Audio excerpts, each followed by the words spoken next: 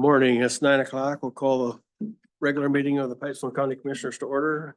Please rise for the Pledge of Allegiance. I pledge allegiance to the flag of the United States of America and to the republic for which it stands, one nation, under God, indivisible, with liberty and justice for all.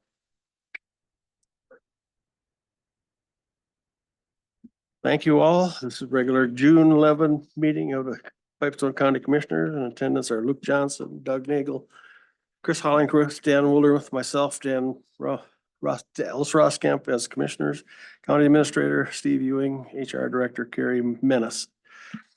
Is there any adjustments to the agenda? Mr. Chairman, add in at 9:45 a.m.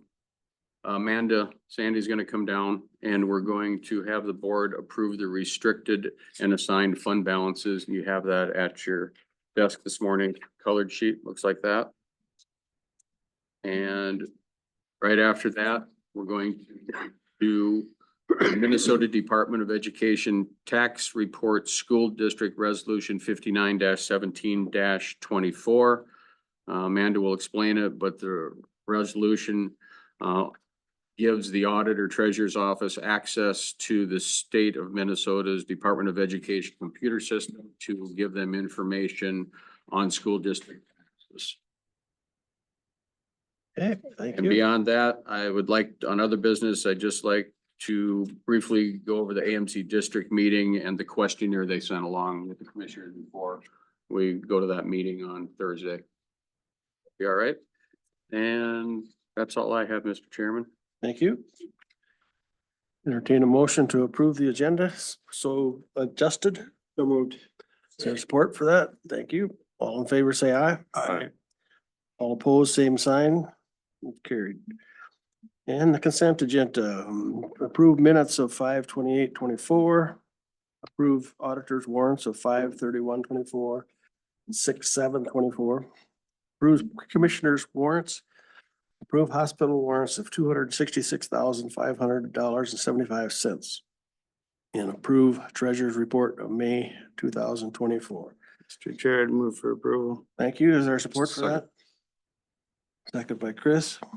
Any other discussion? All in favor, say aye. Aye. All opposed, same sign. Not carried. Mr. Nick Bergman.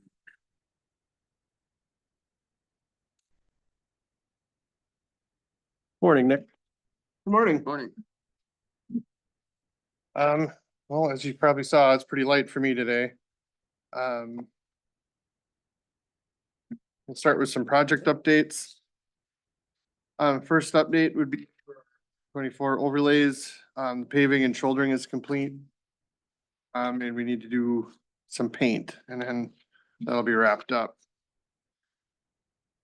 Next, well, I didn't list it here, but we were just contacted yesterday by our box culvert contractor. They want to set up a pre-construction meeting, so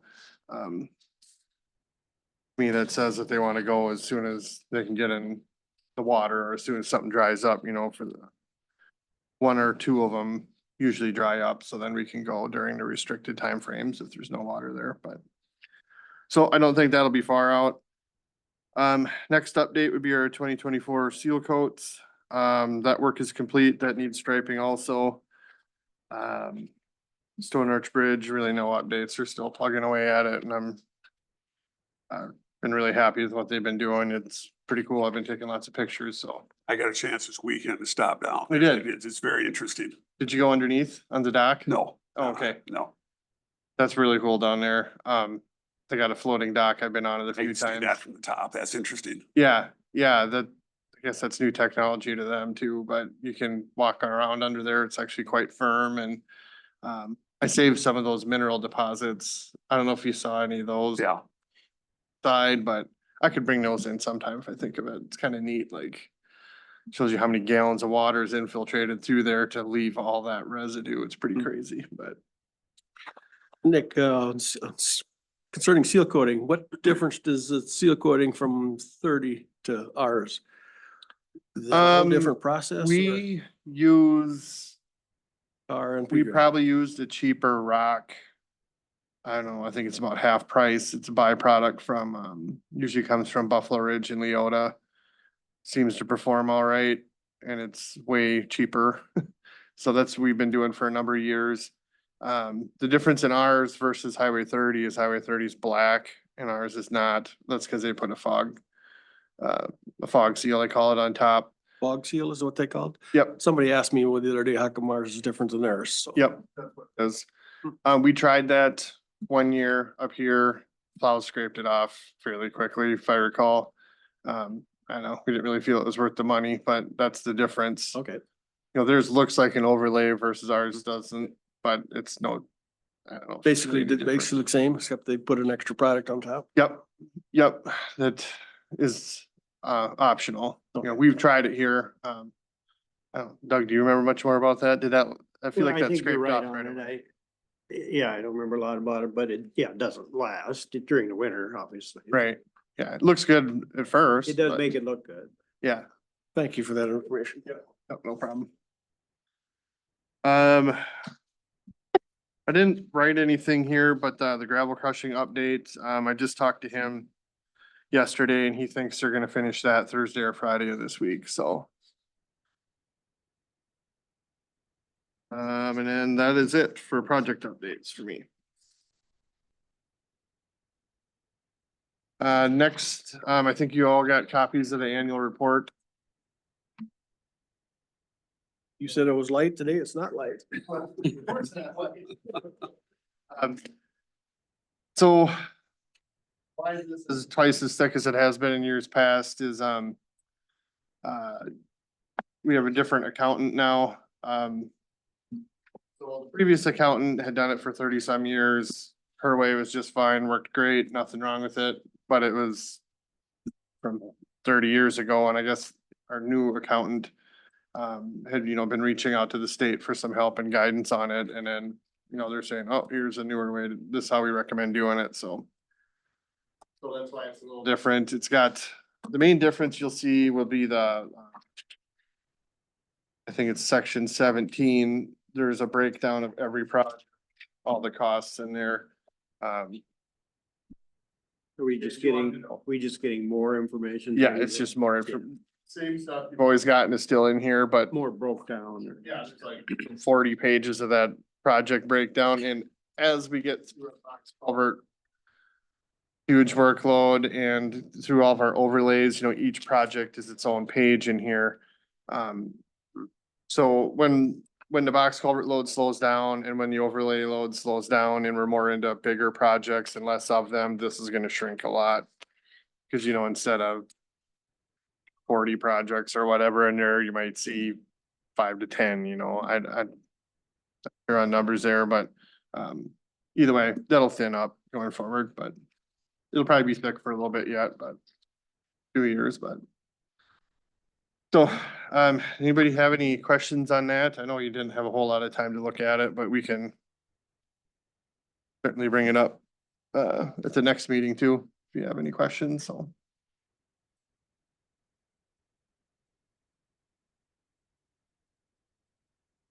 Extremely detailed there, right? Yeah, it takes a long, long time to put it together. Okay, all right, well, like I said, if there's anything, feel free to ask me too, so can't guarantee I'll have the answer, but I'll track it down for you if I don't, so. Next for me, some maintenance updates, we've been hauling gravel, doing a little bit of mowing, spraying, and a few ditch cleans, so.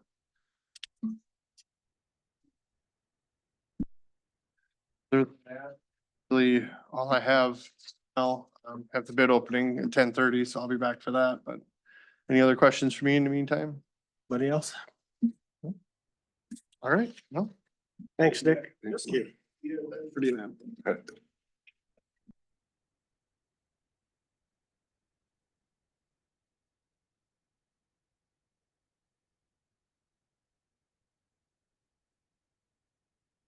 That went way too fast.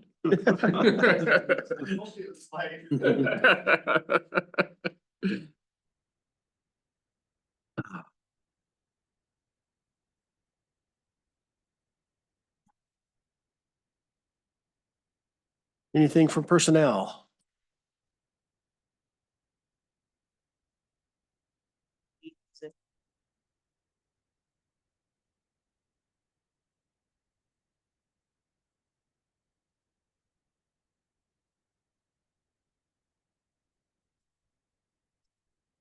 You have had some applicants at least?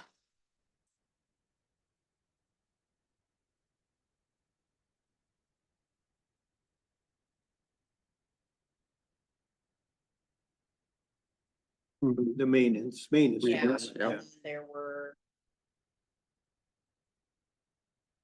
Good. Very good. That's good. That's- Hopefully we can get somebody hired here. Excellent. Anything else? Scary? Running into your job, finding out all the good stuff, bad stuff? was, so.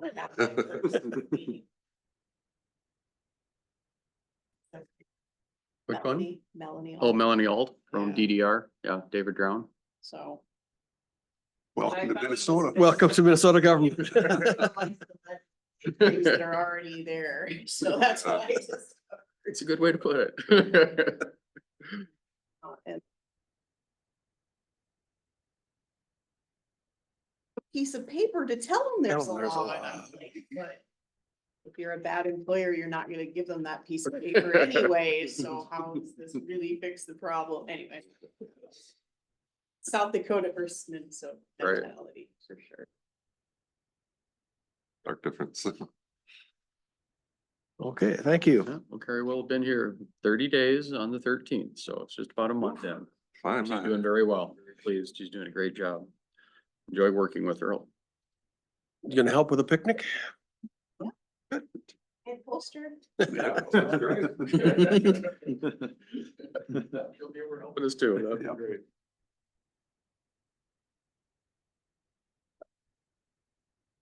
Where do we want to go next? Mr. Chair, I just had one thing on that AMC district meeting. I put some information together on their questionnaire that they send out each time.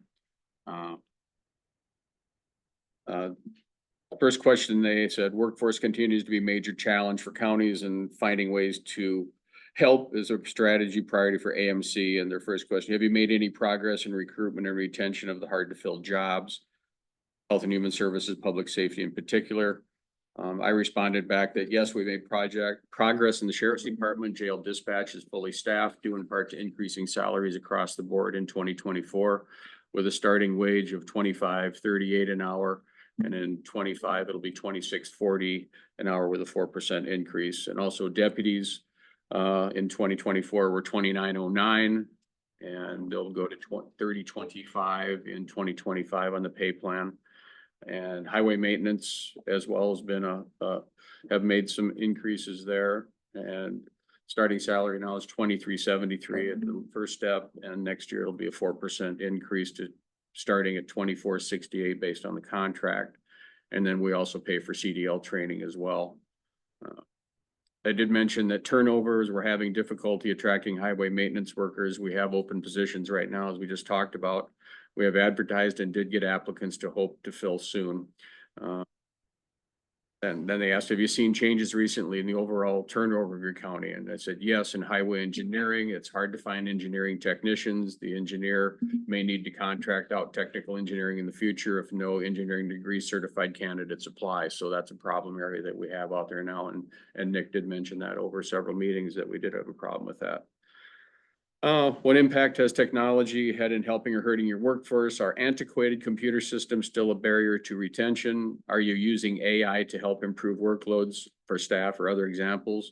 I just put on there, would like to see the AS 400 fade away, and we're still using it for payroll processing. And of course, Health and Human Services is still using it as well, but I don't think it's going away anytime soon. Not by choice. No.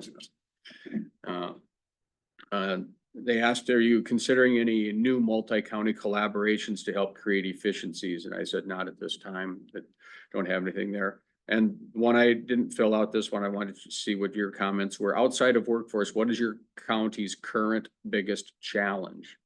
What do you guys feel our biggest challenge is outside of workforce? What comes to your mind? Something to share with the group when we get over there. Only two cities had growth in the last census, all the other cities went down in population, be one thing. Like to see growth overall in the county. Population. Lack of population growth? Yes. Yeah. Cybersecurity.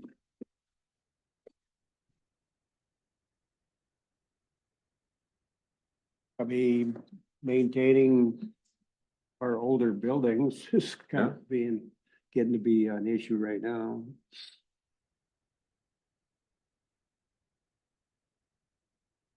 With the lack of growth, of course, the effect tax base and our ability to generate revenue to finance things. Continuing the broadband access.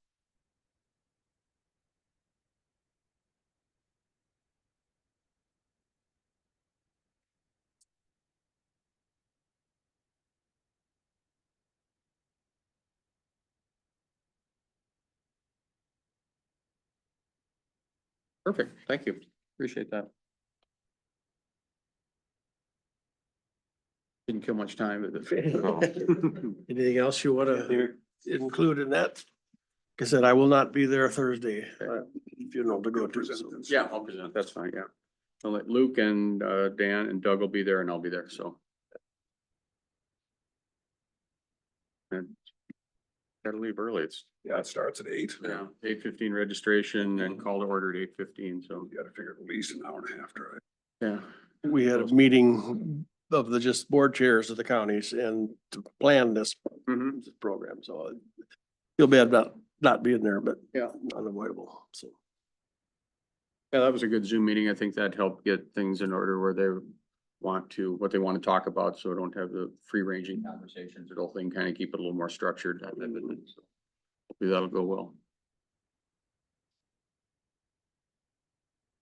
Anything else on that subject, Steve? No, I do not, Mr. Chair. Okay. Kyle, are you ready? I think Matt Brinkmeyer's coming, so. I brought somebody new along with me today. Justin, yeah. Who, Justin? One. I brought Justin Decker along. Justin is our new conservation agronomist hired with the Soil and Water Conservation District. We're getting monies through NRCS and also through the Board of Water and Soil Resources for cover crops. So he's gonna be a resource for us to go out, work with producers, help them understand what chemicals they can or can't use when they're planting their cover crops and what cover crops may suit their situation the best. So it's kind of something some guys are doing more than others, but it's a newer thing, and just wanted to introduce Justin, and this is the county board, so. Welcome. You wanna say anything about yourself or? Yeah, I came out of, I've got an ag background, so, and I've lived by Hardwick for about 20 years now, so been in the area for quite a while. Yeah, married, 5 kids, wife teaches and kids go to school in Edgerton, or the ones that are still in high school anyway. I got a couple in college. so. Let's see, you got a couple graduated. Yeah, that's right. So, but yeah, that's kind of my background in a nutshell. Enjoy and have worked with farmers for a number of years. And so just hoping to be kind of an in-between or a liaison between programs that are available and kind of what guys are looking to do if they're looking to do something on the farm. So. Welcome, Justin. We won't hold it against you that you live in Rock County. Okay. You'll see the light sooner or later. but- Well, I won't tell you I came from South Dakota then. 'Cause in a hurry. A lot of us old South Dakota people here. Yeah, there's a couple over here, so. All right. We've got some time. Could you elaborate a little bit on the details of the cover crop, the chemicals and so forth? Yeah, so, so cover crop, I guess, if I'm approaching, somebody new to the program or somebody with questions on it, biggest question is kind of what the goal is. You know, some guys graze it, some guys just want to cover, break up compaction, scavenge nitrogen, you know, kind of hold, some of what the inputs in the soil, quite frankly, in terms of fertilizer. So that's the first, I guess, my approach to it is, you know, those questions. Do you want it Do you want something to come back in the spring? Do you want to winter kill everything? Based on that, then we start to come up with a plan. And part of that plan is the chemistry piece, because there is chemistry that, the goal is a nice clean field. Unfortunately, a nice clean field, typically has some chemistry in it that will hurt a cover crop when you go to put it in the fall. Depending, a lot of that's like a lot of cropping. It depends on what Mother Nature feeds us and how detrimental or not that will be, is gonna be somewhat determined by the season. So, but we go with try and put down the best plan in place, based on what we know and what we feel like a normal conditions are and kind of what our goals are. So that's, I know it's not all that terribly new, but there's some more recent cover crops, turnips, for example. Some of those some other ones that you're aware of. yeah. So there's, so turnips, radishes, there's a pile of them. And they all kind of do, some of them do similar things and, but they all feed, biology in the soil. So your soil health increases. Some of them reduce compaction, some of them reduce compaction and scavenge nitrogen. So instead of letting, nutrients that we put out there, without a living plant on that acre, after termination of your cash crop, it will hold those nutrients in that soil and continue to feed that soil microbiology. So Another big variable is seeding options, whether they fly it on, at what stage do they seed it? So that's another major variable on whether it takes or not, doesn't take. So a lot of that's weather dictated, but I mean, that'll make a humongous difference on how successful the cover crop is too. and just trying to make sure we're setting expectations, especially guys that are new, there's questions and those kinds of things. And I don't have all the answers. I won't ever claim that, but experience, as I can tell you through what I've seen or guys I've known that have done this or that. So that is kind of how I approach it. Yeah, you bet. Thank you. Yeah, we just recently allocated about 1.2 million through the Missouri Clean Water Funds, through the One Watershed, One Plan through the Missouri to landowners within the watershed counties. Primarily Rock, Pipestone, and Nobles were the three that took the majority of those dollars, but those were incentive dollars paid to landowners for 3 years of cover crops or strip till, no-till practices. And we just got notice from Bowser that we're probably gonna get another 80,000 from them, with an anticipated couple $100,000 coming this fall from NRCS through another EQIP related program. So there's a fair amount of dollars coming for cover crops. So that was kind of this was Justin's position was kind of initiated through Soil and Water from a soil health capacity grant that we got from the Board of Water and Soil Resources for 280,000 to kind of kick off his employment with the Soil and Water here. We've had 2 major dusting events in the last month. Is there some way to advertise your services as preventing that? Yeah, that's part of the goal. I drove through one of those just south of town here, last week. Yeah, it was pretty thick. Actually, to the point where I got a little nervous. You slowed down, but then you hope the guy behind you slowed down and the guy didn't stop, kind of thing. Cause it was thick and it was bad. Yeah, it was roughly a block. It felt like when you got into it, I mean, minimal visibility. Anyway, it was kind of interesting because where that was, there was off to the east or off to the east was, there were some, terminated cover crop. And it wasn't blowing now. Wasn't blowing. Yeah, there was the strip and so there's some other factors. I don't want to say it was just purely cover crop, but yeah, it was, it does make a difference. And you can, on events like that, you can drive around and see it. Very visible. Yes, yep, very much so. And that's a very expensive, that top Stuff inch you're to doing. half inch or whatever, that's a very expensive, layer of soil right there. So, Well, thank you. yep, thanks a lot, guys. Appreciate it. Thank you. Thanks. So you guys are ready? Bring another chair.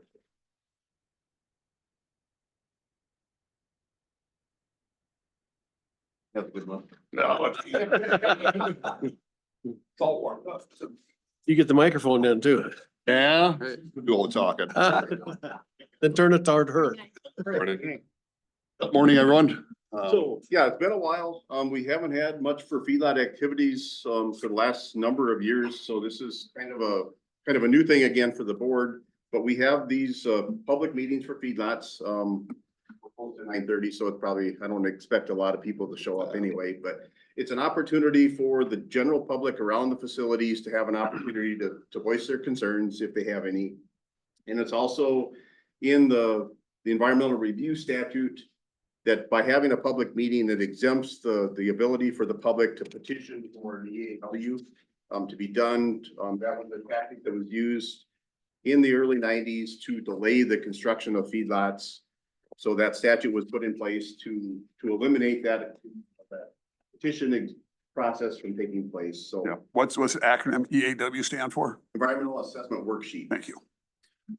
If the facility is larger than 1,000 animal units, that's required by statute, but the smaller sites, if there's a petition, then the board has to take action on that and determine if it's warranted or not. So there are situations where people are doing environmental review, and Matt has went through that process too, and it's quite expensive. So, but today we're here to discuss. He's proposing a 499 beef feeding barn with a pitted manure storage underneath. Located in section 35 of Alton Prairie. And I don't know, Matt, if you got anything to add? Would you introduce yourself first before you begin? Matt Brinkmeyer, my wife Kelly. We farmed by northwest of Holland, Minnesota, about 3 miles of the crow flies. My dad and my son and daughter, and raised beef cattle there and farm crops and whatnot. And we want to put this building, I guess it's a slat barn, what they call them nowadays, and they're all in there, don't come out, all the manures, no runoff from the manure at all. And manure is contained in a 12-foot deep pit. And it's going to be located about, I suppose, a quarter mile from our existing farm. Yep, just over a quarter. Yep. And yeah, just kind of, any questions or anything? No. The closest buildings to that is your own, probably. What was that? The closest building to this new barn, Yep. closest farm to that is your Yep. own place? Yep. Okay. There is no building sites or any other housing, residents within a half mile or greater, so. It does meet all the ordinance requirements for the county's ordinance for feedlots. You mentioned your manure pit and so forth. So obviously you got a manure management plan and so forth. So do you have enough land of your own or your contract land to apply? No, we can use enough of our own land to do it. I understand that swine has become very valuable.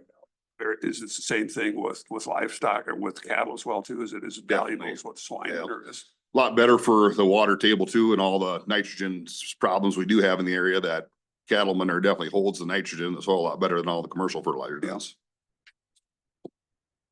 But no, it's a big part of the operation, the manure side of it. With fertilizer prices the way they are, it's definitely use it the right way and make it go where you can go with it. And yeah, The technology involved in that. very manure good. is- Yeah. Do you pump yours then long distances or do you haul Nope. yours? Most everything stays pretty close to either the barns or this will stay close too. I mean, we might get about, 3 miles away once in a while, but that'd be about the max. So you've got the hose that you lay out and pump. No, actually, like this barn here, the ones that do our pig barns is Holstein Waste Management, Cal and Justin Holstein. Yep. They come to tankers and do them, and then they'll do this barn too, and then we just haul all our dry manure with our spreaders from the open lots. Traditionally would, Yep. Interesting. No, it's gonna be these slat barns have been out for quite some time, I guess, getting built and thought about different times, looked into them a little bit, but never really looked into them that hard. This last winter, we looked into them, went and visited some, talked ourselves out of it. And talked ourselves back into it, and now we're here, I guess. I think we've got about 4 other, I think it's about 4 other ones around the county. Yeah. And these cattle will actually be on cement slats is what it's on, and we're actually putting rubber, about 13/16 thick rubber, and then it's got holes in that for the manure to fall through, and it's really comfortable for the cattle. In fact, you almost gotta have the rubber to do it, otherwise it's too hard on their feet and whatnot, and joints and everything, so. How do they bond that rubber to the concrete? There's different companies got different ways of doing it, and this one here, it's just a little square deal that the rubber mat lays down, and the square deal goes on there, plastic deal or whatever, and there's a screw on top. When you screw that screw down, it pulls a wedge up and locks in that slat and holds that rubber down. There's about 5 of them per mat. The mats are about probably, oh, I'd say 4x6, I suppose, something like that. Bet And it must be easier to scrape them then as well too. well, and we don't do any scraping in there. Yep, all the manure gets worked through the grooves by the cattle themselves. In fact, you can't even drive in there with anything. If you'd happen to lose one in there, you gotta more or less get it drug out, you can't drive in there with a skid loader or nothing. They don't want you to anyways, but, yeah, so. No, that'll be interesting. We're looking forward to doing it, I guess, and seeing what it's like. I guess we kind of went with this size here to kind of get our feet wet and see kind of where it goes from there, I guess, so. How many hundreds of yard of concrete you gonna be pouring? Not sure what's in there for concrete, I guess, it ends up being, well, I mean, it's rated a couple $1,000s a head to build something like that with the building and everything and the concrete and stuff like that, so it's a pretty large investment, but In fact, I was just gonna comment on that. Thank you for your investment, because that's great. It really is, as technology evolves. oh, yeah, definitely, yeah. No, and it's gonna, like I say, we're excited to, Tate, our son, he's back home helping us now, he's 19 and Done with college. yep, they're baling hay at home right now, so I got to run uptown. I told him, you might as well just go. Great. I'll go bail it, he says. Well, tell him he missed a party. So he had fun. Yeah. Can't believe he's 19 already. That's. Yeah. And you lied to us once already. You said she was gonna do all the talking. I haven't heard her say anything yet. I was actually like, no, we don't need any more work. Why are we putting? It's like, why not? Let's try it. I'm That's like, right. You're gonna be the one here longer probably than us two to take care of I it. hope so anyway. And It's good to hear the technology is increasing on that too for the rubber mat. Yeah. Rubber mats have been long around for dairy cattle, but Oh, yeah. for this application, they're finding out that it's beneficial also for Yep, yeah. fats. No, it'll like I said, be interesting. A lot of our pens right now, we got all cement or some dirt or whatnot, and we're bedding them cattle like year round, and it just takes a lot of scraping and corn stalks, so I'll get that done too, and just kind of definitely the labor side of it with this barn is gonna cut down, I mean, dramatically, because you're not gonna have that scraping or that bedding or Yeah. putting up that bedding, and that's kind of something that comes with the cost too per head. You gotta think about all the equipment it takes to get them corn stalks put up and hauled up, and then, I mean, yeah, you kind of gotta look at it pretty deep to get the. To Make it work. Let's put it that way. Well, and you talked about Tate coming back. If more people would do that type of investment so that our children have got Yeah. jobs to Yep. go into. We talked earlier, some of our challenges, loss of population, loss of tax base and so Oh, on. yeah. So Right. appreciate the investment. We need more of that. We need jobs for our young people. And Yep, yeah, no, I sit and think about that once in a while, Dad, and I talk about, it's like, yeah, you get 20, 30 years down the road. You look at the, farm community and the age of a lot of them, it's like, it goes quick. it's kind of scary, to be honest with you. It's gonna be kind of, I don't know if it's gonna be desolate or not, or I don't know what it's gonna be like, I guess, but. Yeah, but, So no action taken by the board or nothing needed. So just an opportunity, like I said before, for the public, if they have concerns to come. We'll likely have a few more coming here in the near future, which I'm expecting, so. Something you'll see more of, so. All right. Thank you. thank you. Yep.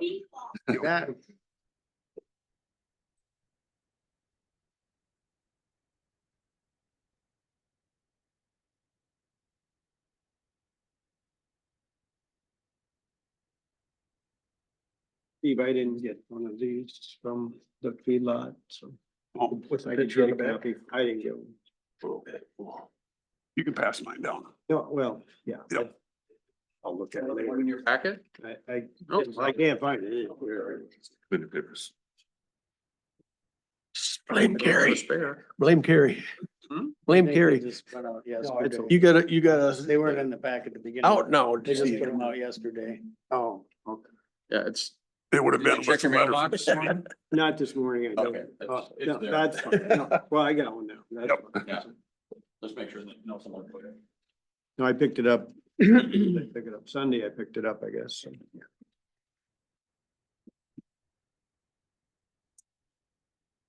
Did you get a copy of this letter from the city? Yeah. Sorry. No, that's fine. Thanks. Every day is back.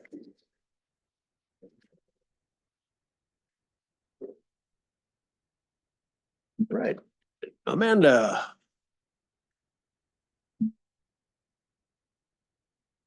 Good morning. Morning. Morning, Amanda. All right.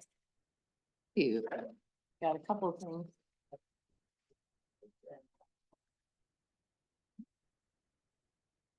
Not sure if you had a order, but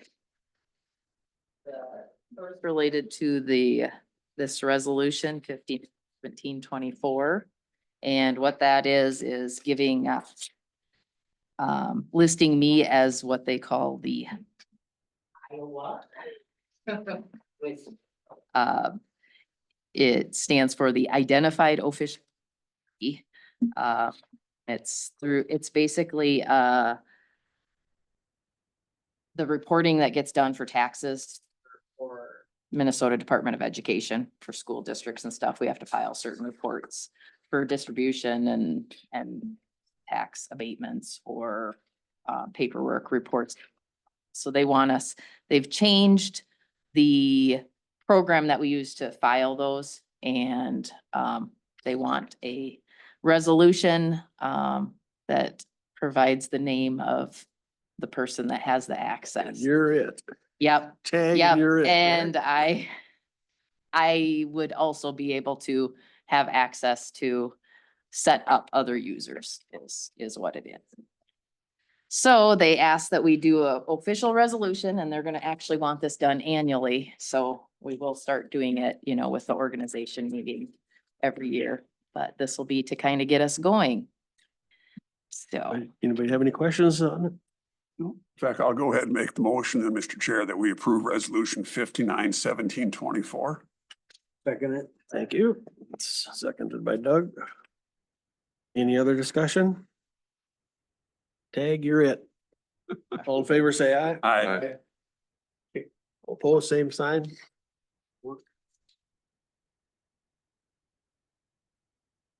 wonderful. So then the other item that I had is the annual review of the non-spendable, restricted and assigned fund balances. Familiar with this spreadsheet? Did you balance as of, it actually has a typo because it says 12/31/23 and then the increase decrease, but that actually would have been the 12/31/22 balance, beginning balance, and then the increase decrease in 23. 12/31/23 balance is that final column. So non-spendable just has an amount in for missing errors. That is something that we kind of we are holding on to. We have received some fund in 2012 from an estate, and it is to sit there for 21 years. So. Huh. So yeah, What's so the- it is What's considered the reasoning for having it sit there that long? In case there's any claims against Yes. errors? Correct. So. It was the estate of Donald A. Suda. What was the name again? Donald A. Suda. Donald Suda, huh? Oh. So that's that one. And then there's the section for restricted accounts. Again, I don't know if you want me to go through each one or if you have questions on certain ones. They are pretty much all the same as we've generally had. Elections, I did split that out into the various grants so that you can kind of see the Dropbox grant and the VOTER. It's an acronym. That grant, we received funds and spent funds for it, so that all got done within the year. And the Dropbox grant was something from the previous year, but we got that all spent. So the only thing left is some Have a Money grant. Health cost and management program, that first one, that's the wellness program. Yeah, then otherwise, some of the other ones, I guess. If you have any that you have questions on, I've got the information here. But those are restricted. That means the funds that come in are restricted for certain purposes. So that's why we have them in a in that category of restricted. The federal COVID ARPA, Yep. that's 206,000. Yep, Is there a as time limit to spend that? let Steve. Got at least 2 more years. 2 more years? Yeah, yes? through 26. Does our roof qualify for that?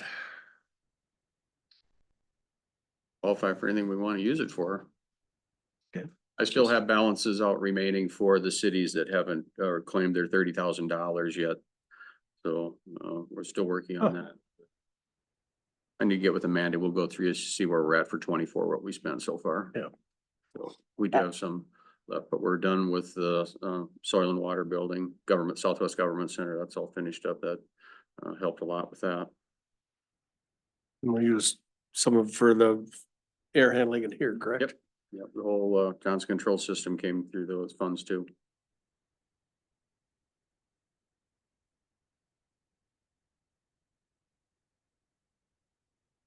Any other questions on, Yeah, I do have one. What do they use the permit to carry fees for? So I can look to see. probably the instructor, That's what I was wondering. Trainings, costs, that type of thing. ammunition? You know, I Right. think the instructor supplies the ammunition. Oh, yeah. There's, Pay for their, card making machine. So when you get your card, looks plastic card, they make those sure. upstairs. They've got to buy it, have bought the machine, they pay for the supplies for that and all up there as well. Okay. When somebody gets a permit to carry card.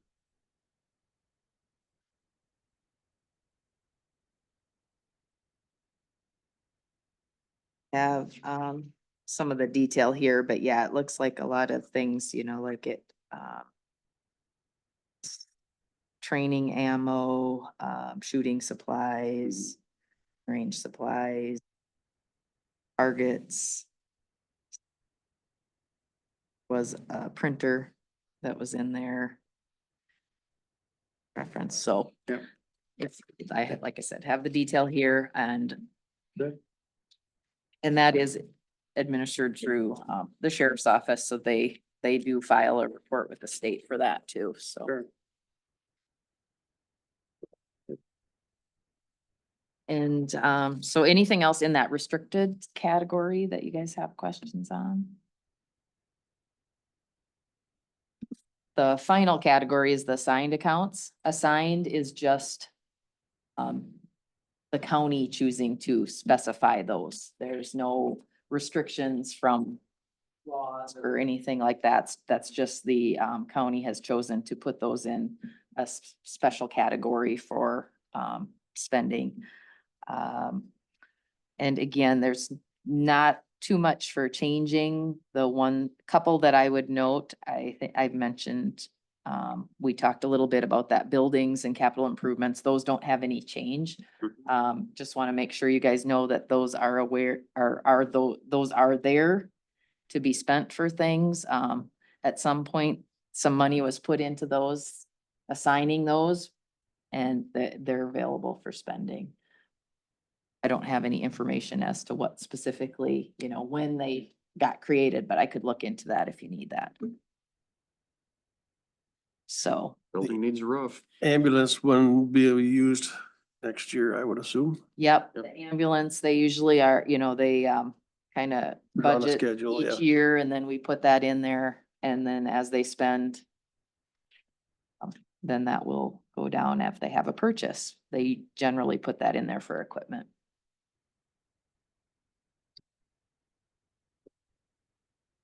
I would say too, the one thing, resource officer, that one did have a restricted and an assigned. What was going on in the past, they had received money from state for a school resource officer that we aren't getting those funds necessarily anymore. So then it kind of went down to assigned, and between the sheriff's office, since it was assigned, they kind of, it was always being more in the negative. So they kind of felt that there was probably not a need to keep a restricted assigned. So because they were negative, they were getting zeroed out, since you can't have a negative restricted anyway. The cost of the officer was exceeding what the actual contract was that they were receiving, so. So they have all that documentation just within their accounting. They didn't feel that we needed to keep track of it anymore in the restricted and assigned accounts, so we have gotten rid of those. Does the school still pay part of that? There's a contract, yes, yep.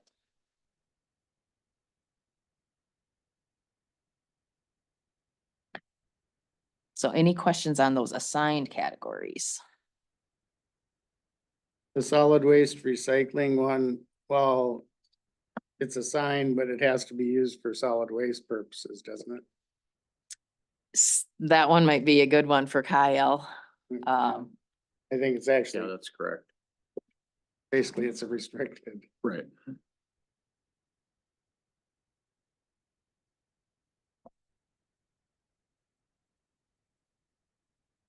Is that in case we have to develop our own? But, it's a, Through the From the- score money, right? from, well, but also the solid waste assessment fee that everyone has on their property tax statement. So you have to use it for that purpose. Which we do by having weekly hazardous waste collections for free. I don't know why more counties don't do that. And some people are shocked that it's free. Right, What would it cost to go to there? What it was cost to bring something there? Bring it. right, just bring it and drop it off. I'm glad to get rid of it. I know a lot of other counties will use the money for staff costs, which you're allowed to do, but. My opinion, You don't providing get the free service is what you should be doing and not charging them a second fee when they drop off their item. Obviously, it's a direct benefit to citizens and also to our environment here, because Exactly. otherwise you'd have stuff being illegally dumped. Great program. And sometimes you still end up with that, but Not as bad though. not as bad, right?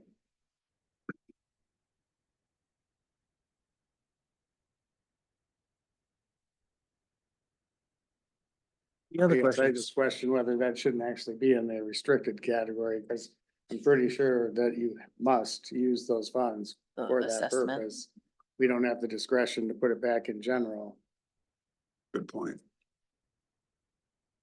Yeah. Yeah, it is the funds are coming from, as you said, the assessments generally. Any other questions for Amanda on this? Do we have to approve this or just for information? Yes, you would need to. Motion, please. Someone, Move to approve. Second. thank you, Luke and Chris. Any other discussion? All in favor, say aye. Aye. Opposed, same sign. Carried. Thank you.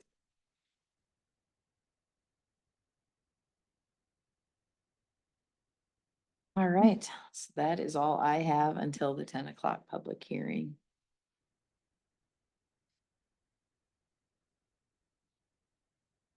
Recess? 10-minute recess. Find the gavel. Think you're gonna need it? Pretty rowdy crowd here. Call the meeting to order again.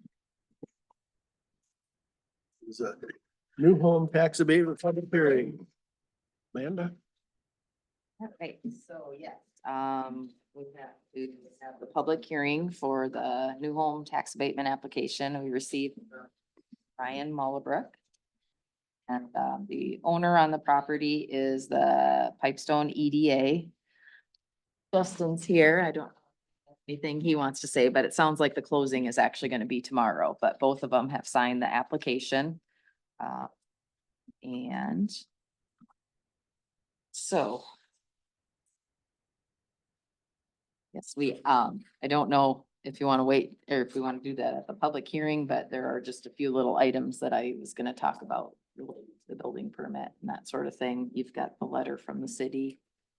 Well, I think it's safe to do in a public hearing. I don't see too many sticks or torches, so. And I think Go ahead and open. you need a motion to go Motion into to public open. hearing. Yep, Mr. Chair, I move that we go into public hearing to address a tax abatement for Ryan Muellerbrook. There's a second. I'll second that. Second for that. Thank you. Hey, the public hearing is open. All right, so, I'll vote. Yeah. All right. All in favor, say aye. I, All opposed, same sign. we'll keep you legal. Some days they call the question. We'll keep you legal. I provided you copies of the application and the building permit. We do not have a copy of the building permit yet. He is in the process of, providing that. There's a few things it looks like that need to be, corrected before they can issue that building permit. So, generally, we, have that as part of the application or not, the application or at the public hearing time. We don't have that, but we do have the letter saying that it is in process. And the city anticipates that that will be completed by June 14th. So contingent upon those corrections being made. But seeing as how we've already set the date for the public hearing today, we've already advertised and gone through that. We're going to go ahead and proceed with that and then ratify things once the actual building permit is issued. So I reached out to the county attorney and he said that, yep, we could still do the public hearing. And then you guys can, couple different options, approve, deny, and do it with a contingency, or just wait to approve, deny till after the permit has been received. But I'd say to do that within, give a time limit of 30 days Right. that we would have to have that.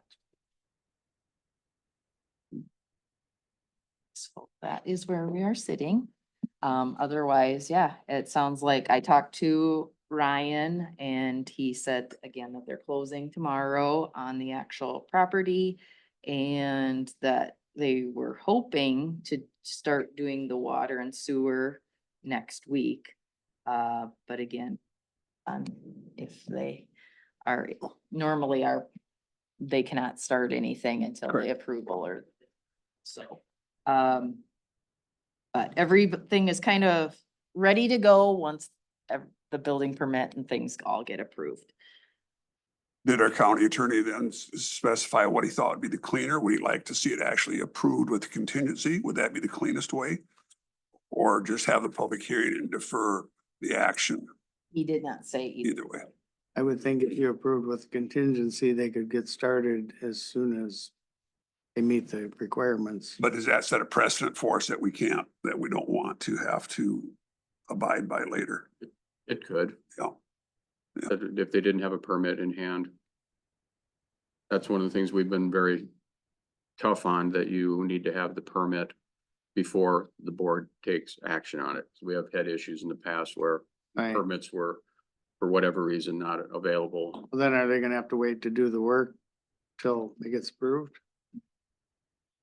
Till the city Till the approves, probably, permit, not yeah. necessarily So us. approve it all. We're is approving the abatement for the taxes and doesn't have anything to do with the construction. He'll have the building permit based on the letter by plan review is June 14th. So I'm looking at, they'd have their permit by the 14th, it looks like to me. Justin, does that sound about right? Yeah. Okay, Right, but I thought it was our understanding that you didn't qualify for the abatement if you had already started the project.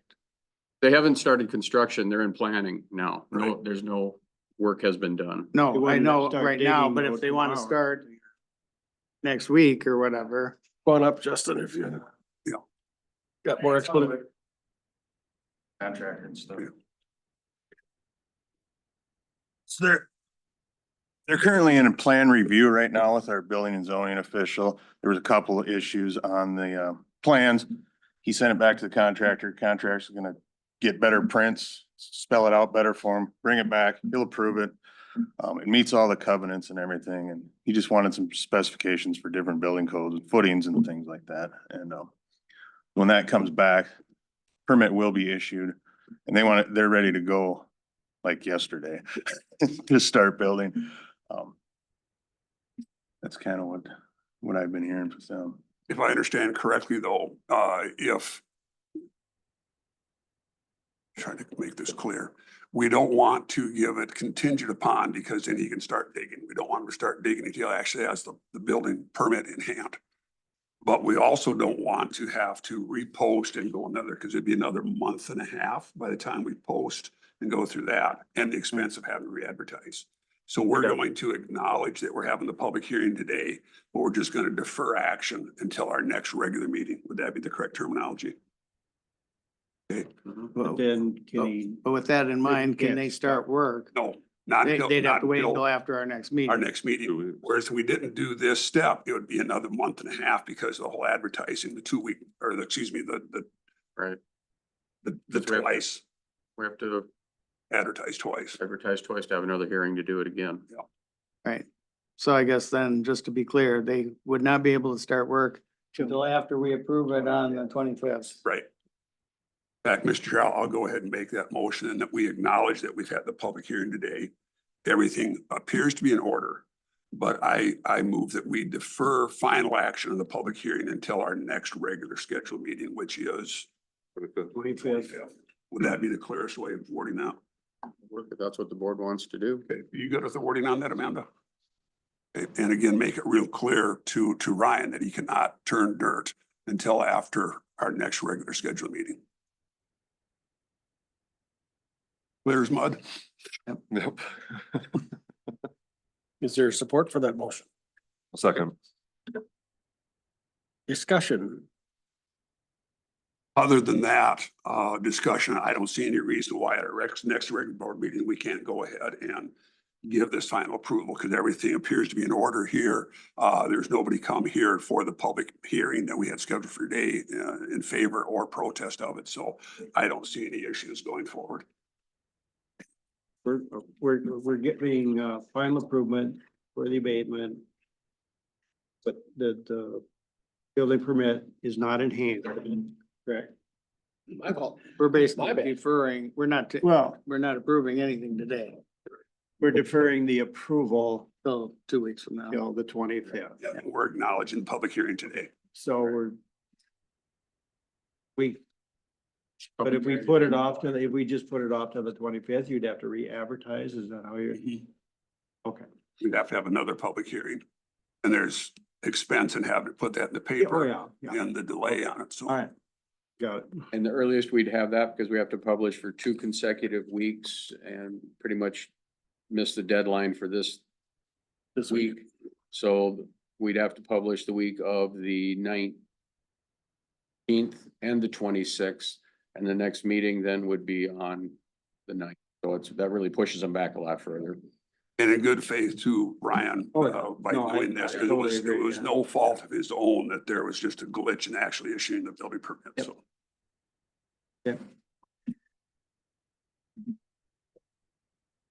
That's not our problem either, I guess. So we are delaying them for 2 weeks, but looks like that's the way it's gonna have to be. I will call the question from a motion, then, Mr. Chair. All in favor, say aye. Aye. All opposed, same sign. That's carried. Move to close the public hearing. Is there a second for that? Second. All in favor, say aye. Aye. Opposed, same sign. Public hearing is closed. Amanda, why does life have to be so technical? Exactly, I know. Gotta follow the rules. And then you throw weather in there. That's right.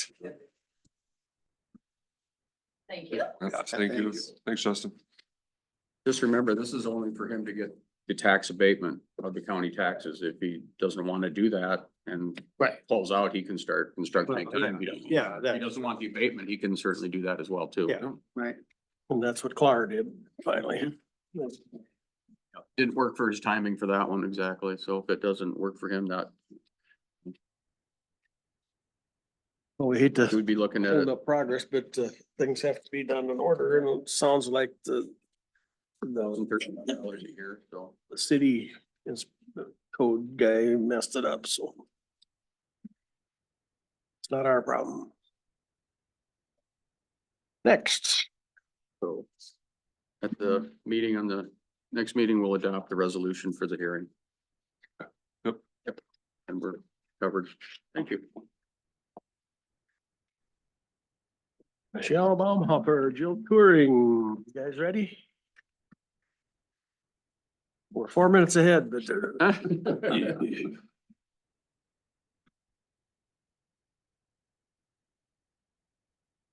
Steve, you put my PDF. Yep, they all have it. We got a copy of Lori's letter as well too. Yes, there was a glitch, so.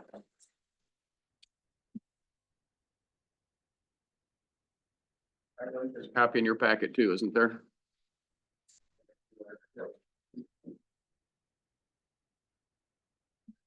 All right, well, good morning and thank you all for having us here this morning. I'm excited to give an update on our first year of county being part of ACE of Southwest Minnesota.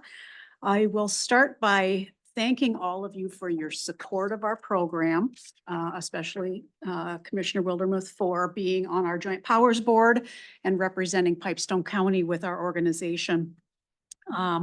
Your support means a great deal to us, and your commitment to our program is providing a very viable and very unique and valuable program to the residents of Pipestone County. So thank you so much.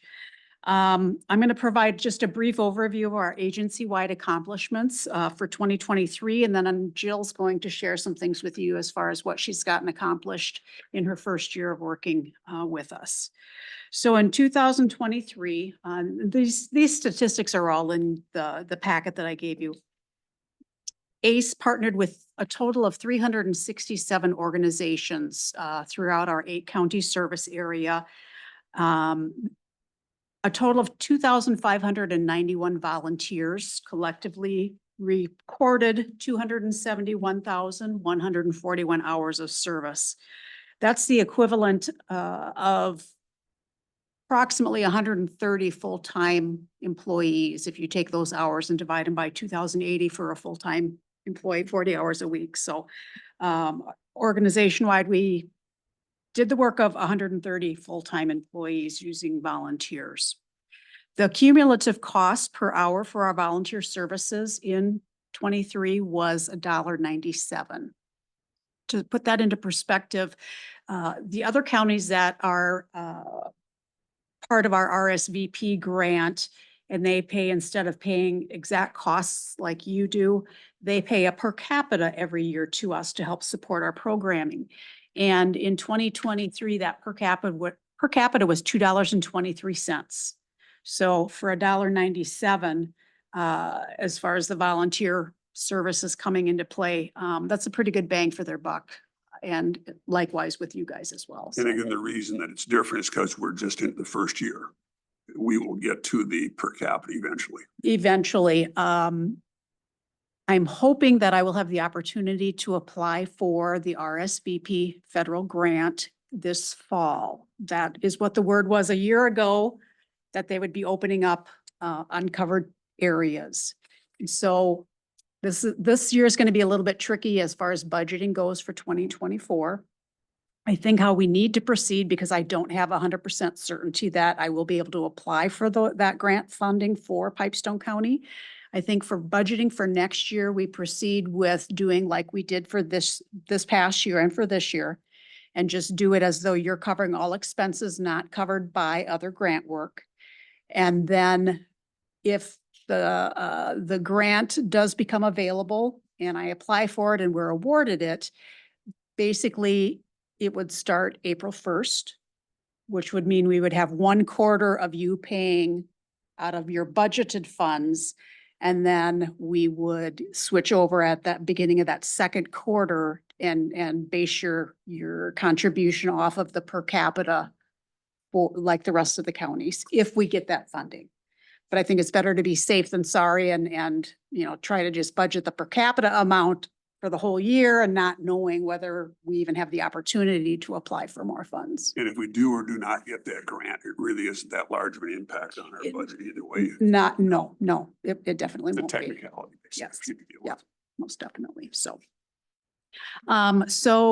in Jill's first year, enrolled 178 volunteers, which far surpassed her own personal goal, and I'm sure she'll talk about that a little bit when she speaks. So those 178 volunteers donated 16,184 hours of service at 25 different locations. So she really did a wonderful job getting volunteer stations engaged and engaging with the volunteers as well. And I look forward to bringing this annual report to you again next year and just to see where she farther she's progressed with her service Put work. pressure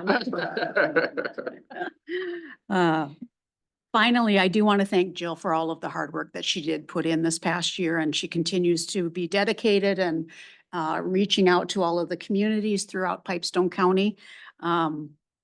She's a very kind, caring person, and I'm very proud to have her as an employee of ACE, and I'm sure you guys should be very proud to have her representing you here in Pipestone County. So any questions for me? The only question I've had repeated time and time again is why did it take us so long to get back involved again with it? I know years ago, we were part of PACE many, many years ago, and there was a lapse in that. So I'm very thankful that you brought it to our attention and made that opportunity available for us to get engaged. Thank you for that. Absolutely. Part of that comes with the people that we were engaging from Pipestone County. Marie Ekdom and Lori Ludolph were the two mainstays that we had been working with through some of our grant work that was not part of the RSVP grant. So we were able to dabble a little bit here into Pipestone County. And if Marie and Lori hadn't pushed and been real good advocates for us, it might not have happened. So, but it took you guys to say yes as well. We thank you. Well, I'm just going to reiterate a few things that Michelle said. Thank you very much for the support of the commissioners. Without you guys, I wouldn't be doing the work that I'm doing. But more than that, my personal goal when I started was to have 50 volunteers by the first year. Pipestone County Heart showed up, and I was blown away when I got the statistics. It was amazing. The slides. Because I am a visual person, I have to kind of have the slides to talk about what the year in review has come about. One of the things that my passion is for caregivers. Just because I am a caregiver myself. My husband has vascular dementia. My mother has Alzheimer's, and I take care of both. So that is where my compassion lies. On the screen, you will see, it's called a fidget quilt. One of my lovely volunteers has made 14 of these. And what it is it gives dementia folks something to fidget with while they are engaged in conversation, etc. And we have given out all 16 of these except that one because that's my demonstration one. So that is what that's about. We were at the fair. We will be having a dementia walk in the first Saturday of October. And we have done this in Laverne because SWADAN, which is Southwest Minnesota Dementia Awareness Network, is a partner between Pipestone and Laverne. We have always had the walk in Laverne because Pipestone was not part of the SWADAN technically, but we had some Pipestone people coming. This year we are going to do the walk here in Pipestone. So that will be coming. But yes, we got word out rather quickly at the fair of who we are and what we're about. We had volunteers. We had volunteers helping in the stands, selling tickets. That was the only picture I took because I didn't know how to represent the fair. So that's what it is. Slide, please. We took, some dementia folks and some caregivers to Rock Ranch, which is down in, Rock County. And they do therapy for these folks, and it was an amazing turnout. We had supper there. They got to touch the horses. If they wanted to sit on them, they could. We didn't have anybody that wanted to do that except for a few of the caregivers, which is lovely. But we all got up close and personal with the animals, which was a very therapeutic. Some of the bags, one of my lovely volunteers does, walker bags and phone bags for people that live alone whose laundry is in the basement. And how do you carry a laundry basket, a cane, and your phone downstairs? So this lovely volunteer has made, I believe, 72 bags that I have given out throughout the counties. Or the county, excuse me.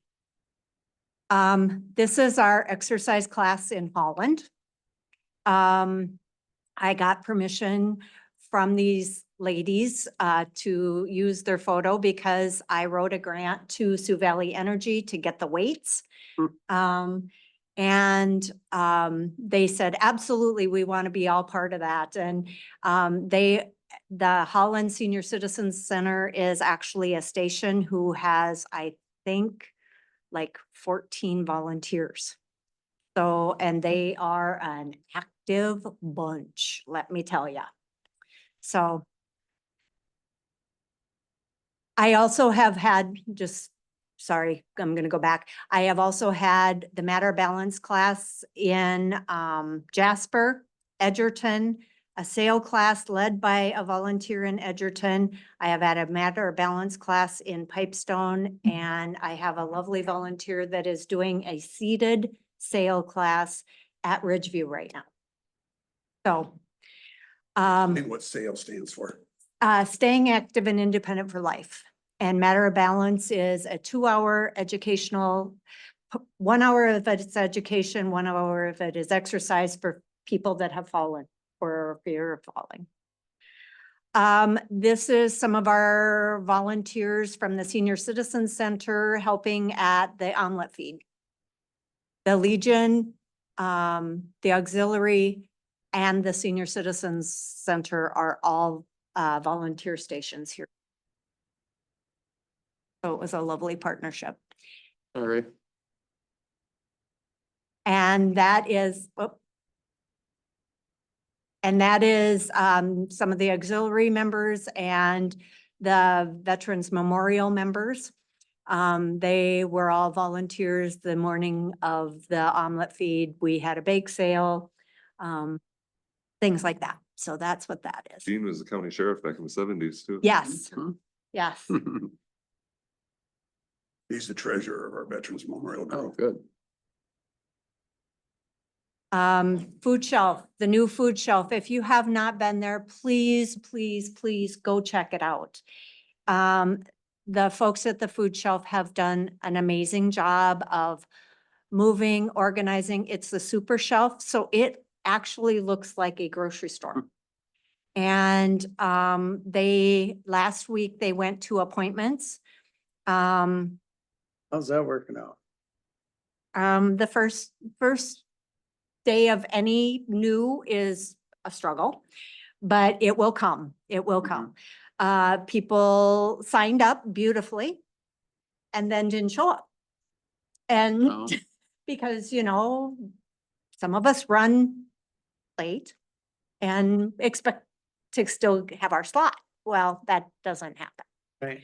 So, But it did eliminate the line. it did eliminate the line. It also eliminated the cigarette butts and some of the other issues we were having. Okay. So, Another help has been having seniors on Friday. yes, they Great. started seniors on Fridays, and we have at current, I believe, 68 senior households, new households enrolled.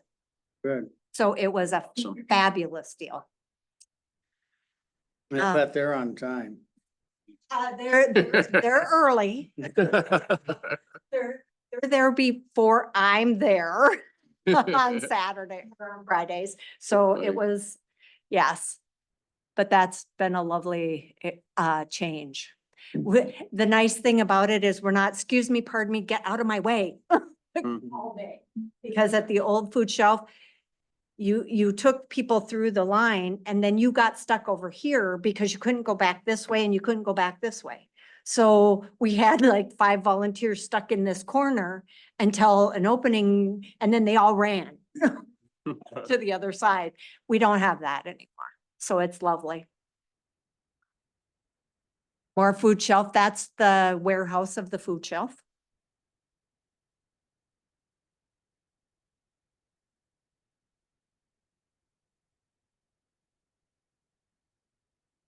This, I put in there, because this is what I hear from a lot of 80-plus-year-olds. When they start the sale class, they're like, I can't do this. I just cannot do this. I'm like, just do something. Well, by the end of the class, it's, well, I think I did better than I thought. Yep, you sure did. So I wanted to share that. Great. Again, the waffle feed for the Senior Citizen Center. Lots of volunteer time. And this is the volunteer appreciation event. We had the frogs come and sing and perform. We had the pork producers make the meal. We had several lovely donations from businesses, both Edgerton and Pipestone. We had representatives from all of the cities within Pipestone County at the volunteer appreciation. It's a very nice event and so rewarding to look around those tables and see those faces. You've got all these volunteers and these volunteers were here prior to ACE, and it's just so nice how you've helped facilitate and organize the group. And the nice thing also to see as you look around those tables, some of the faces will be gone next year and there will be new faces to replace them. That's your work, Jill. Thank you. Thank you. I had 125 of the 178 show up. So that was amazing in and of itself. It was funny because some of the older volunteers who have volunteered most of their life went to like Lori Bullerman and some of those trusted people that they know and said, is this a scam? Or do I respond to this? Do I go? What is this? Because this has never happened before. So that was kind of cool.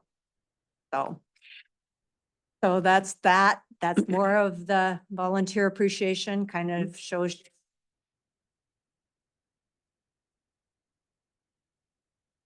And that is my lovely team members from other counties who served the meal. And then lastly, we had a Caring for the Caregiver retreat. We had it at the ARC Church in Laverne.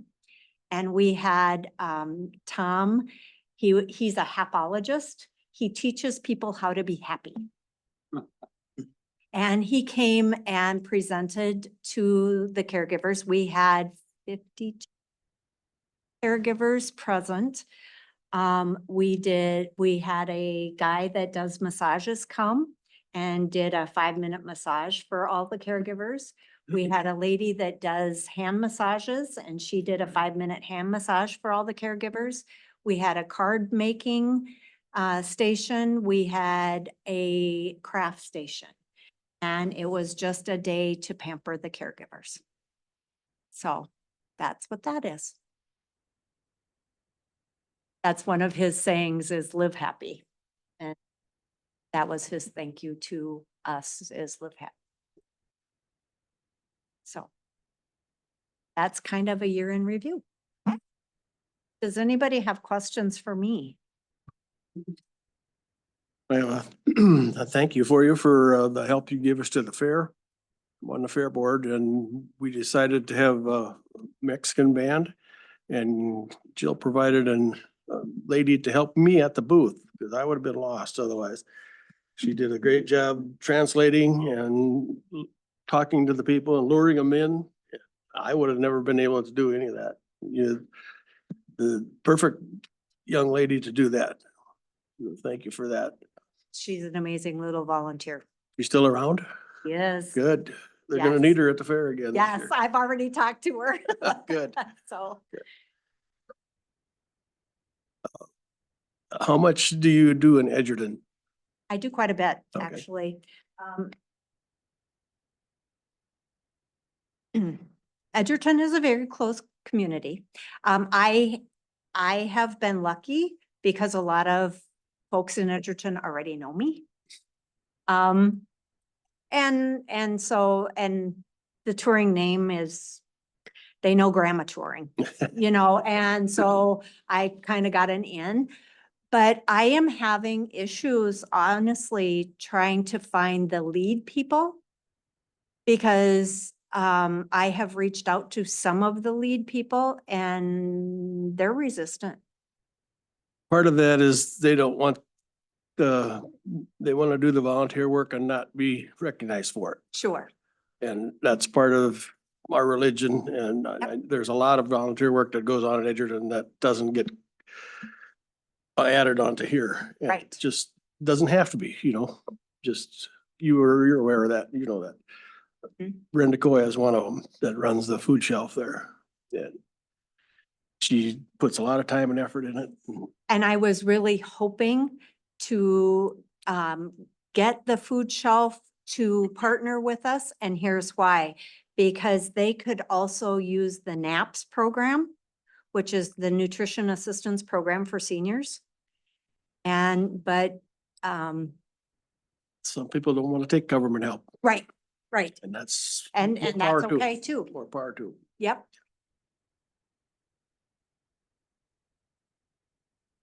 Any other questions for Jill? If you like, Mr. Chair, I'll read Lori Ludolph's letter that she sent to us. You all got a copy of that, so paraphrase some of it. Lori Ludolph is one of our founding, talked about Lori before as well too, so she writes here that she's sorry she wasn't able to do the meeting. Would like to thank Jill and Michelle.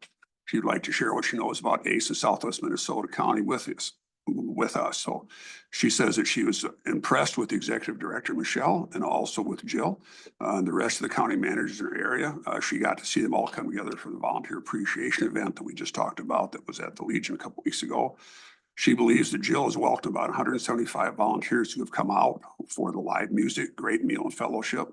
Jill has knocked Pipestone County's volunteer host sites, volunteers, balance classes, and support groups, just to name a few, out of the park. Her knowledge of programs in Pipestone and Rock counties are extensive. I feel she is such an asset to the organization because she's a good listener, follows through on projects, is a hard worker, and she is knowledgeable. She is perfect for this job. She's accomplished so much in such a short time. She's finished by saying she's grateful that we as commissioners took a chance on ACE in Southwest Minnesota in this last year and a half. The programs they offer and Jill have made a great addition to Pipestone County residents. Very nice of Lori to send that.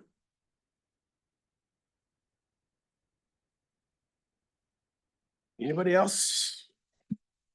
Thank you for all Yes, you're doing. thanks for the coming. Program. Thanks for letting us know what's going on. Thank you. Thank you. You guys.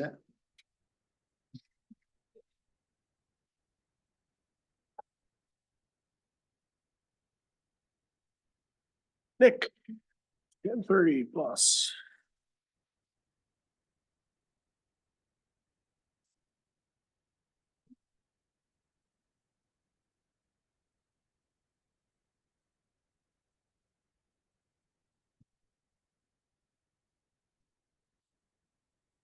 All right, this is our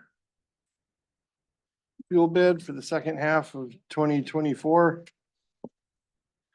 I'd like to add, excuse me, we quoted one less tanker of diesel than we usually do at this time of year. I think that's probably a trickle down effect or due in part to the mild winter we had, so that's great.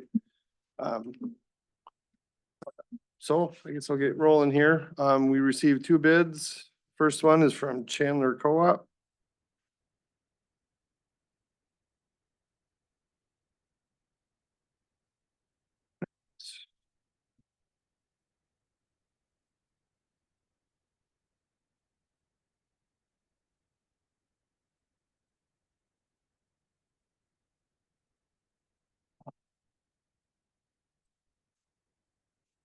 All right, their bid for gasoline,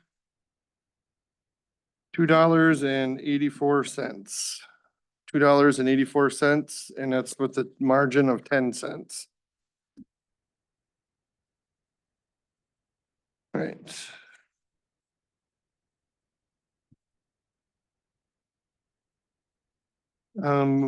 Moving on with their bid, diesel. B5. They have $2.70 per gallon, 2.70. B20, it's also 2.70.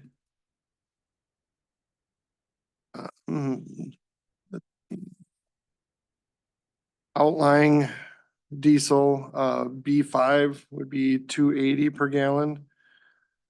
And outlying B20 is also 2.80 per gallon. Margin for the Pipestone shop on diesel is 15 cents per gallon.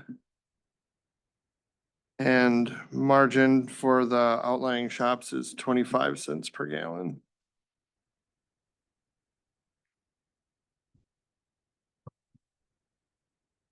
All right, second bid from BioAg Energy.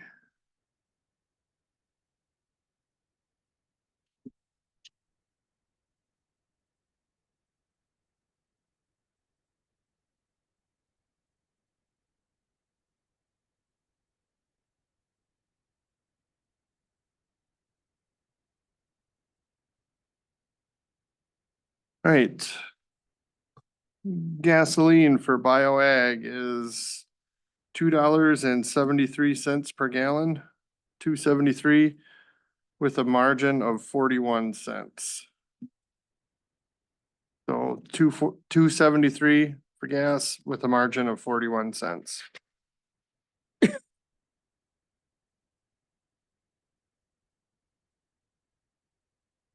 All right, B5 for BioAg Energy. $2.744 per gallon. 2.744. B20. 2.844. B5 at the outlying shops. 2.844. And B20 at the outlying shops, $2.944 per gallon. Margin for Pipestone, $0.1775 per gallon, 0.1775. And margin for the outlying shops would be 0.2775. 0.2775. That's it for our bids. We do say that gas can be awarded independent of diesel. And we also say that, right here, I wrote in the bid form, diesel may be awarded to low bidder independent of the gasoline low bid. Diesel at the Pipestone location may be awarded independent of the Ruthven, Edgerton, Island, and Holland shops.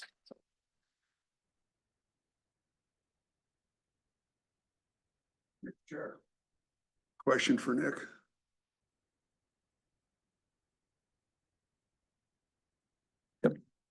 With such a big difference in the margin, how often do we need to use the margin, or is that 25,500 gallons normally enough? We usually hit that pretty close. So we don't normally have to buy off the margin. No, I don't recall ever using it. I don't either, but I didn't want to say that if we've never done it because I Right. could be wrong, Right. but Because things change, we Yeah. realize that. yeah, things change, but I don't recall needing that. Margin indicates that it's gonna go up. Well, No, what, the Well, margin that is in should be case we goes run out. over. of- I understand, but that'd be later in the contract. Oh, for him, yeah, Well, yeah. He's got to cover whatever, if they go over, yeah. right.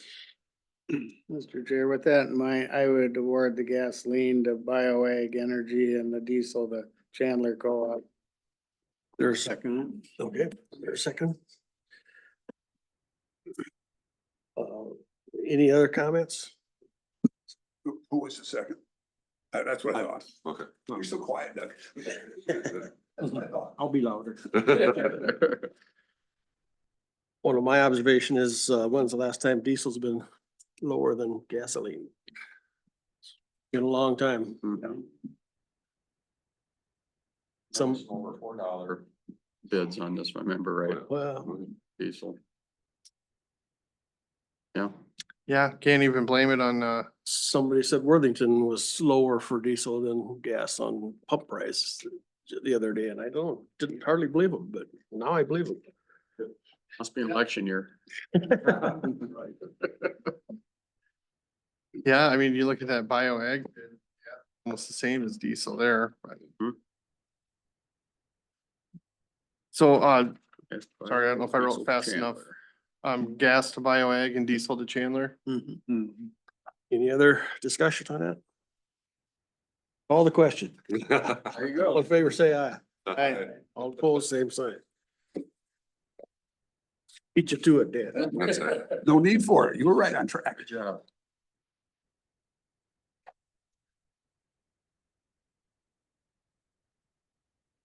Oh, it's great that we got two local places that will bid. Yes. I think we had a third that has been.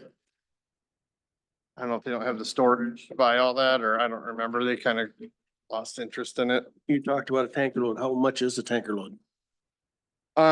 It is 7,500 gallons in diesel and 8,500.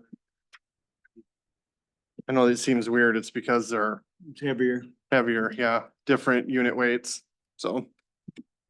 I knew Doug would save me on that one. Please. We believe Doug? Yeah. Okay. Sometimes. Any other business? County Board of Adjustment Equalization Thank is you. next week, Monday. I hope to be back for that. Employee grill out is next week, Tuesday. And what time is that? We start 10:30-ish. We started, otherwise, We start serving at 11. So, start 11:30 serving, so if we can be there around 10:30, it'll be fine. I'll be there. And it's at the EMS. At EMS again. Gary and I.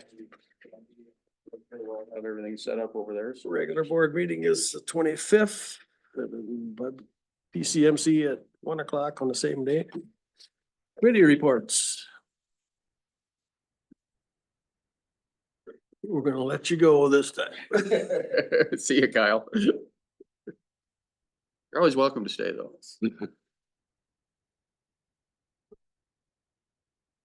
Yeah, What's that? Yeah, the brats that you had for the EMS fundraiser was terrific. Oh, They yeah. have some of those brats left over Yeah. again for this. Yeah, we got plenty of brats left over They for they the- were really good brats, so. Yeah, we won't have to buy any brats. We got that into that. Okay. And I did order Jimmy buns, Jimmy Buns added. so, You want me to pick them up yes. and pay for them at Yeah. that time? I had to leave him a message on Monday when I called him. I haven't heard back from him, so I probably call him just to confirm they got it. Okay. I ordered 6 dozen Jimmy buns. Be plenty. Who wants to take off with the committee report? Luke? On May 2nd, Area 2 in RCRCA, pretty routine, other than because Area 2's last appropriation from the state has been general fund dollars rather than bonding. They've been having to jump through a lot of hoops to access those funds. And they're still trying to work with Minnesota management or whoever to do what they gotta do. But I mean, it's a lot more cumbersome and I imagine this more regulation and more paperwork to do something that should have been easy.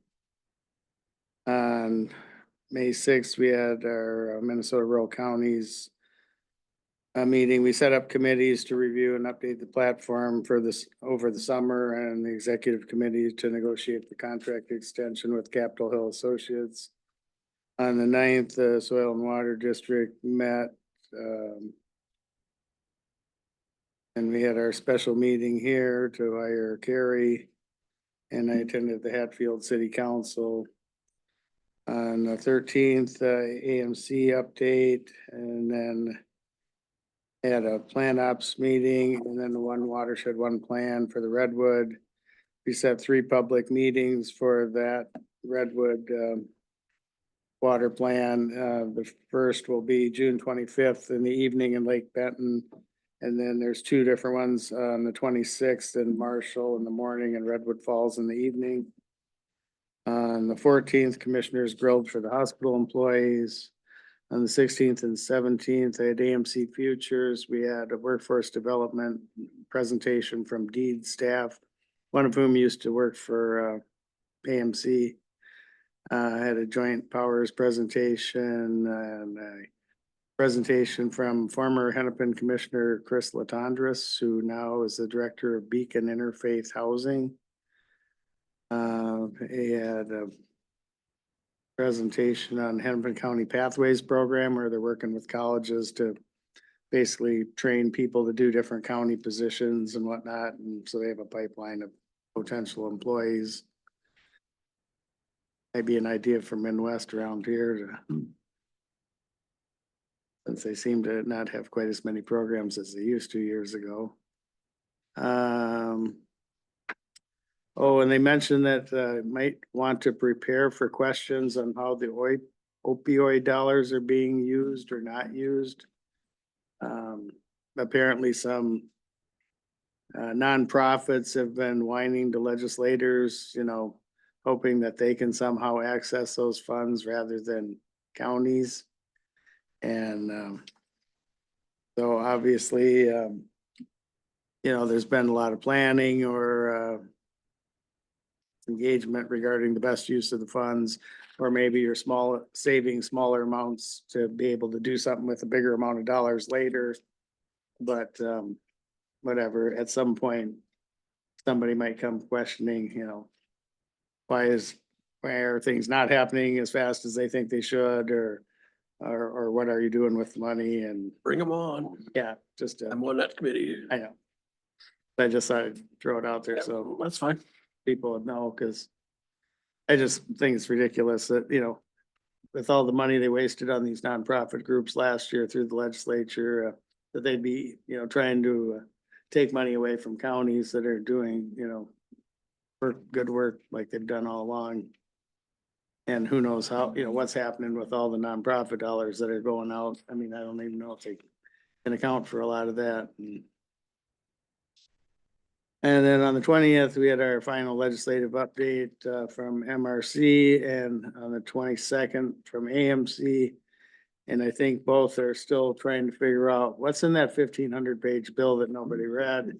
And I'm hoping that we will find out some of those answers on Thursday when we have a district meeting. Whether that was enough time for people to actually sift through all that is, well, I guess we'll find out, but I just wonder, you know, what got slipped in that nobody seems to know about. And then on the 28th, of course, we had the hospital board meeting, and that's all I have. Thank you. Who's next? Excuse me, Luke, what was your meeting right after Hatfield Council? I had one watershed, one plan. I had an AMC update. That's it. Plan ops, and then the one watershed, one plan, all in that same. Doug, you going? May the 2nd, Prime West Health, excuse me, Prime West Health, Alexandria. On the 9th, Soil and Water, Kyle stole my thunder there a little bit. One other thing I was gonna mention though about that was, I don't, maybe you guys have kind of read that, Ian Cunningham had a Japanese film crew come, and he lives like cross section from me, so they were actually kind of on my road doing some filming, just filming the corn, you know, and not a big deal, but it's quite interesting. I hope we can see it someday, but it's kind of a Japanese television. That thing. and his turnips. He told me about his turnips years ago, is where I first learned Yeah, about that no, cover crop. he does a good job. It's very interesting, but, and then that same day, special board meeting for, hiring Carrie. Southwest Health and Human Services on the 15th. Again, there's just so much money about seed money for the consortium. There's a lot of talk on what we're doing there. Bylaws, working on the bylaws. Yeah. 20th, Minnesota Hospital Association, the advanced fast track training. That was on cybersecurity. On the 21st, building and grounds, just a lot of talk on how to get some of these repairs done, a lot of water leak problems and then looking at expanding at the highway department. 22nd, emergency communication board or the radio board. Let's see, this is statewide, so there's $7 million grant for school indoor mapping. And I'm not sure where our school is at with that. And then there's a $4 million state grant to fund approximately 100 applications for fire department radios. Again, I'm not real positive how our fire department's sitting on radios, so. They're all old. Are they? Okay, so hopefully they'll get in on some of that, so. Yep. And then our regular hospital board meetings. Thank you. Chris? On the second, had the Rural Child Care Initiative Program Kickstart meeting at the Hiawatha Lodge. Steve was also there and Judy Rashke also was there for PCMC. That one, we just got a lot of the background and stuff of the program and watched some videos and stuff. On the sixth, I had Sharing Hands Nurse Family Partnership up in Olivia. I think if I remember right, we have 3 active young mothers in the program right now. And Pipestone, I don't know, we get really good services when we get the numbers there. We're one of the more active counties in that group, which is good to see, which is surprising too, since we have our own county hospital. We tend to fund a lot of those mothers there, but this outreach is getting a lot of these other ones, so it's a really good program there. On the 9th, we had the special board meeting, as everyone's mentioned already. On the 13th, at a CPT executive board meeting, just talking about getting roof bids for their building there that they bought and working on the bylaws. Also on the 13th, we had the PCMC grill out for the employees. On the 20th, I had the full CPT full board. We accepted the bylaws to go, I think it has to go a month or whatever before we can officially adopt them or whatever, but it's I think they're in the review process, if I remember right. And then on the 28th, had the PCMC board, and then that evening had another rural child care program meeting there. I'll probably have to defer to Dan on that because I had to leave early because softball season had doubleheader. And that concludes month for me. Thank you. Dan? Touch on the 28th right away, then that rural child care. More of it, again, I missed the first one, but it was kind of a repeat of what they had the first time they had the pack and so forth. Steve, I think you were there as well too. And I see that I've got some calendar invites for 3 more coming up, rather persistent on those. So it's nice that they got this program, but the one question I asked them is, do you have any funding to enact any changes here? So I'm somewhat in process of trying to figure out how this is gonna really affect us. But then when I left, the consensus was that this serves only Pipestone, the city, or more than. We did get that ironed out after you left. They did, because that was what the presenter then, that was the big thing. Okay, is this program for the city or for the entire county? And there was quite a bit of discussion on that, and it was pretty much consensus that it is for the entire county. Yeah, but it's not gonna be just for the city itself, so. Some questions were brought up because the Pipestone EDA was the one that, got the money. Initiated this. Initiated all for that. this, Yeah. But I left during the heat of that discussion, so. Yeah. And again, how are we gonna be able to affect the change? You know, it's fine to have this grant, to have this meeting, but how are we going to go forward with this? We all know what the problem is. May 2nd, then Doug mentioned Prime West. On the 9th, then, I had Casey Jones, trail meeting over in Slayton. Getting ready then for our annual meeting, which is this Thursday, and it's gonna be at End of Line Railroad, I think 5 o'clock. So again, you guys are all invited for that. I'll be doing burgers again from J&B. Also on the 9th, we had, of course, our special HR meeting here. We talked about. On the 10th, the Southwest 18 Mental Health Consortium up in Marshall. That was our regular monthly meeting that we have. And also on that day, I had, no, that was the only thing on that day. On the 13th, then we had our Veterans Memorial meeting. Again, we're making progress, as you know, on that. We've got close to 80,000, I think, in the bank now. So we're getting close to being actually ordering the stone slab. So we're making progress there. And then also we had our plant ops that Luke had mentioned at the hospital that day as well, too. Then on the 14th, we had, of course, our grill out. Also Explore Southwest Minnesota over in Slayton. We had a meeting over there on the Explore Southwest Minnesota. So part of their advertising plan for that. On the 15th, I had Southwest Health and Human Services up in Marshall. The 20th, then I had my SMOC meeting down in Worthington. 21st, we had building grounds that Doug had mentioned, along with that building grounds as well too, Johnson Controls. We still have some questions about Johnson Controls, so big part of the discussion. So we're hoping that we can actually get the Johnson Controls representative to come. We wanted to come to the full board, I think, didn't we? Or just to the No, building I grounds? thought the committee, To the building Committee's grounds, fine. okay. yeah. They've been back several times. They actually moved thermostats up in the meeting room for the sheriff's department, and that helped because they were fighting each other. So Okay. they actually rewired it and put one down on the other side.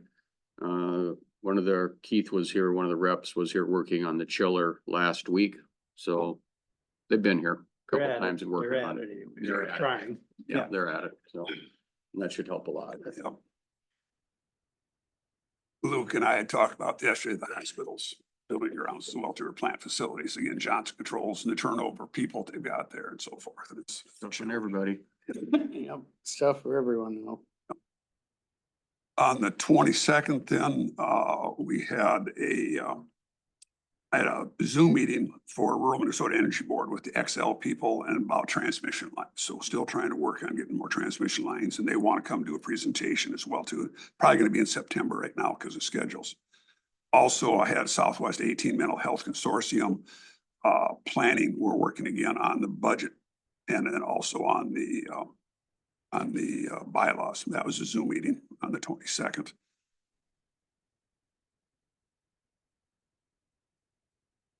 Have you heard of any transmission extension to Pipestone County? Not to pay, up in Marshall, there is, but that has to do with that old line after. That's the power one to plant out. Becker or whatever? Up to Becker. But I thought I'd heard something on the radio one day, but I didn't catch the full story, so I don't know if it No. was. It sounds like Lincoln and Lyon County have got some transmission coming, but Pipestone County, no. We asked one time, how come it doesn't come all the way to Pipestone? Oh, you can't only push electricity so far. Yeah, They didn't want to go that far. yeah, That was their excuse. bizarre. Like water doesn't flow, right? There is some resistance, but just the same. Right. Resistance, good punch. That's right. That's right. Electrical punch. That's right. And on the 28th, again, we had the child care one and also had a hospital board meeting that day. And on the 29th, I had a CERTS meeting. CERTS is that Clean Energy Board through Pipestone, through Rural Minnesota Energy Board. Okay, that concluded my month. Thank you. Question, have you heard anything more from, remember that gal from Invenergy that came last year to talk to us about that new solar farm they were gonna be putting up in Lyon and Murray and just a little bit of Pipestone County, remember? Yeah, I do remember that and haven't heard anything. Haven't heard anything on it either, so Speaking of solar, you guys all saw that they're getting started on the solar farm west of town here. How many times have we renewed that permit? 3 times, I think. Two. Twice. For sure, Yeah. Takes forever. yeah. Now they did dirt work, so. It's a little further west than what it was originally planned for too. Looks like it, yeah. And you all saw in the newspaper, the article went about the school looking at some solar out there where the wind turbine used to be and because of the interconnect. That's to preserve their interconnect. 20 kilowatt hours. That's to preserve the I interconnect. know. They got a reason for it. I get a rebuttal now. Yes. Apologize for somebody using my account to send out emails. Yeah, I was gonna I- say, I if have you nothing- knew about that. I didn't send you any money. That's right. No, we didn't. Isn't that a good example though, how we have to be so vigilant all the time? It's I'm just glad you crazy. called because I didn't know about it before. Yeah, Bill already knew about it. When I talked to Bill right after I talked to you, he said, oh yeah, we're right on top of that. But I have not gotten some of my regular invitations to meetings, so RMB board, I never got that one. He might have you filtered. Well, he probably got me filtered really good now. Your Pipestone County email or your personal one? Pipestone County email. I do not use my personal one for, Dallas needed money. you caught me all. I'm tough on the farm. Help the farmers. Please send cash. Venmo is good. Okay, May, February 9th, special meeting. The special meeting is sitting right here, so that's a good thing. Right. The 13th opioid meeting to give out the second tranche. And it is going out. I saw the article in the Minneapolis paper too about where's all this money all of a sudden. But we are very vigilant and very Mhm. aware of how much money it is, how much is coming, but we want it spent well. And they don't understand that. They want it all just to be gone. Right. But we made all the second tranche, one outfit, I don't dare say who it was, turned it down. Really? Yeah. Is it, they asked for $90,000 and we were gonna give them 30 because we don't have enough to fund everybody. And they would have had to spend some of their own money to finish out that other part of that progress. And so they didn't want to do that. It was a drug dog and they wanted to have all the other stuff covered too. All the way down to a new door in their building that they wanted us to pay for. So we are getting rid of the money on good places, so it is happening. 14th regular meeting, then the grill out for the hospital. I had a couple of people thank me for that, so I don't know, hope you guys did too. So they said it's good to see board members out there sweating. Did you have canopy? No, I don't know. Canopy. it was nice. though. It was a gorgeous day. It was nice. though. Yeah, very nice. It wasn't that too much of a thing. Appreciate the canopy. Yeah. And the 23rd, the District 8 board chairs met to plan the meeting next Thursday. Yeah. And the 28th, a regular meeting and hospital board meeting. And that's my report.